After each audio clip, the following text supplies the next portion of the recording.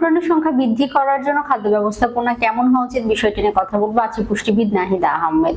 যখন ছেলে পেশেন্ট আমার কাছে আসেন তাদের অনেকের এই বিষয়টা ইনকোয়ারির মধ্যে থাকে বা এই বিষয়টা অনেকে জানতে চান, কারণ অনেকেই দেখা যায় যখন গাইনোকোলজিস্ট দেখিয়েছেন কনসিভ হচ্ছে না বাচ্চা, বা অনেকের ক্ষেত্রে দেখা গেছে শুক্রাণুর সংখ্যা অনেক কম বা স্পার্ম কাউন্ট অনেক কম, তারা বলেছেন একটা সঠিক সুন্দর খাদ্য ব্যবস্থাপনা বা খাদ্য তালিকা একজন পুষ্টিবিদের কাছ থেকে তৈরি করে নেওয়ার জন্য সেই বিষয়টি নিয়েও কিন্তু অনেকেই জানতে চান। কারণ অনেকের ফ্যাটি লিভার থাকে, ডায়াবেটিস থাকে, উচ্চ রক্তচাপ থাকে, অনিয়ন্ত্রিত অনেক রোগ থাকে। এর পাশাপাশি দেখা যায় তাদের স্পার্ম কাউন্ট কম। অনেকে চেইন স্মোকার থাকেন বা স্মোকিং করেন, তাদের ক্ষেত্রে শুক্রাণুর সংখ্যা কমে যেতে পারে। অনেকে স্ট্রেসফুল জব করেন, অর্থাৎ প্রচুর পরিমাণে স্ট্রেসের মধ্যে দিয়ে দিন কাটাতে হয়, কাজের অনেক প্রেশার, তাদের ক্ষেত্রেও কমে যেতে পারে।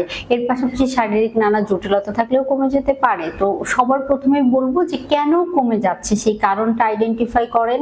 অসুখ থাকলে, যে কোনো অসুখ থাকলে সেটা নিয়ন্ত্রণে রাখার চেষ্টা করেন। তার পাশাপাশি একটি সুস্থ সুন্দর খাদ্য ব্যবস্থাপনা, যেমন যখন এই বিভিন্ন ধরনের শারীরিক সমস্যার পাশাপাশি স্পার্ম কাউন্ট অনেক কম, তখন আমরা তাদেরকে বলি আপনি খাদ্য তালিকায় প্রোটিনের পরিমাণ বাড়িয়ে দেন। প্রোটিনের পরিমাণ বাড়িয়ে দেওয়ার ক্ষেত্রে একটা বিষয় খেয়াল রাখতে হবে যে প্রোটিন বাড়লে কিন্তু ফ্যাট পার্সেন্টেজও বেড়ে যায়, কারণ প্রোটিন সমৃদ্ধ খাবারগুলোতে ফ্যাটের পরিমাণ বেশি থাকে। তাই অবশ্যই কোন কোন খাবার কিভাবে গ্রহণ করতে হবে এই বিষয়টা খেয়াল রাখতে হবে। জিঙ্ক সমৃদ্ধ খাবার, জিঙ্ক সমৃদ্ধ খাবার বিভিন্ন বাদাম, বীজি জাতীয় খাবার, ডিম হতে পারে, মুরগির মাংস হতে পারে, গরুর মাংস হতে পারে। কোন খাবার আসলে কতটুকু গ্রহণ করবেন, কোন ধরনের জটিলতা রয়েছে, শুধু কি আপনার শুক্রাণুর সংখ্যা কম নাকি পাশাপাশি আরো অনেক সমস্যা রয়েছে, এই বিষয়গুলো সবার প্রথমে কিন্তু আলোচনার প্রয়োজন। তার পাশাপাশি আমরা অবশ্যই সেলেনিয়াম সমৃদ্ধ খাবার রাখতে পারি। সেলেনিয়াম সমৃদ্ধ খাবারও কিন্তু দেখা যায় বেশ কিছু জায়গায় উঠে এসেছে, স্পার্ম কাউন্ট বাড়াতে সাহায্য করে।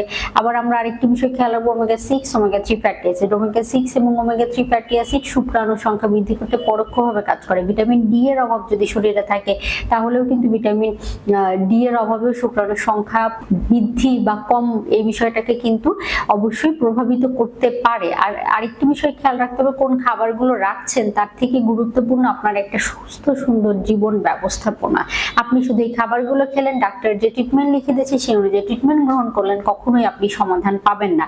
একজন পুষ্টিবিদ এবং লাইফ স্পেশালিস্ট যারা আছেন বা লাইফ নিয়ে যারা আসলে কাজ করেন, লাইফ চেঞ্জিং নিয়ে যারা কাজ করেন, তাদেরকে দেখিয়ে নিয়ে আপনারা অবশ্যই একটি সুন্দর খাদ্য ব্যবস্থাপনা তৈরি করে নেবেন। পাশাপাশি দেখা যাবে যে সমস্যার জন্য এই স্পার্ম কাউন্ট দিনে দিনে কমে যাচ্ছে, সেই সমস্যাটি সমাধান করার চেষ্টা করবেন। এতে করে দেখা যাবে যে আপনার অবশ্যই শুক্রাণুর সংখ্যা বৃদ্ধি করতে সেগুলো কিন্তু সাহায্য করবে।